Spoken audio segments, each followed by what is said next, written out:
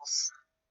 Сендер енді бір жасқа ұлғайып, ойларың да өсіп, міне екінші сыныпқа көшіп отырсыңдар. Сауат ашу пәні арқылы сауатты оқу мен жазуды үйреніп, достарыңмен ізгілікті қарым-қатынас орнатуға ұмтылыс жасадың. Өз ойыңды басқалар түсінетіндей етіп айтып беруге талпындың. Екінші сыныпта тіл туралы көбірек білетін боласың. Бұған қолыңдағы қазақ тілі оқулығын оқып үйрену арқылы қол жеткізесің. Оқулық саған беймәлім жұмбақ нәрселердің сырын ашуға көмекке келеді. Сауатты, мәнерлі, дәл, әдепті сөйлеудің және достарыңмен, үлкендермен қарым-қатынас жасаудың жолдарын үйретеді.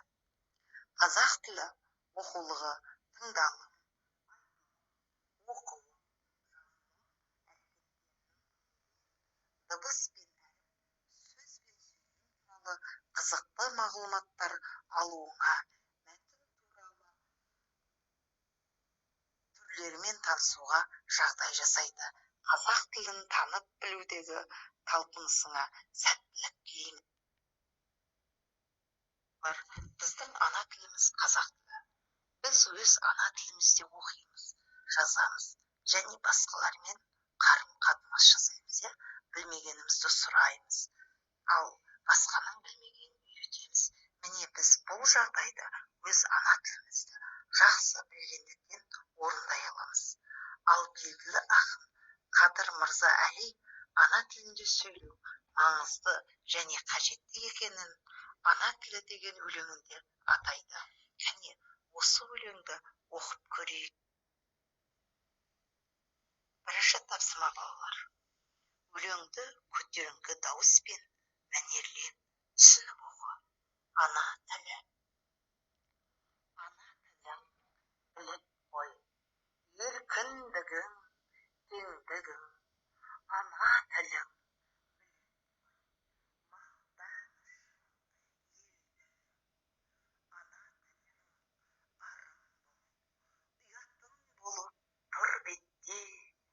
Өзге тілдің бәрін біл, өз тіліңді құрметте. Өлең не туралы? Ақын неліктен өзге тілдің бәрін біл, өз тіліңді құрметте дейді деп ойлайсың. Сенің ана тілің қай тіл? Балалар, ақын неліктен өзге тілдің бәрін біл, өз тіліңді құрметте деп айтты деп ойлайсыңдар. Сендердің ана тілдерің қай тіл? Және жауап бер.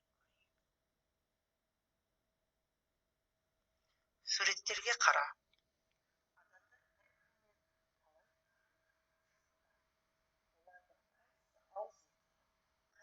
Жазбаса қолданба. Қарым-қатынас жасауда қимыл мен ымның көмегі бар ма? Жан жануарлар сөйлей ала ма? Төмендегі сөйлемдер әр суреттің атауы бола ала ма? Балалар, төртінші тапсырмада көп нүктенің орнына керекті сөздерді қойып жазасыңдар. Керекті сөздер дыбыс, сөйлеу, сөйлей алмайды.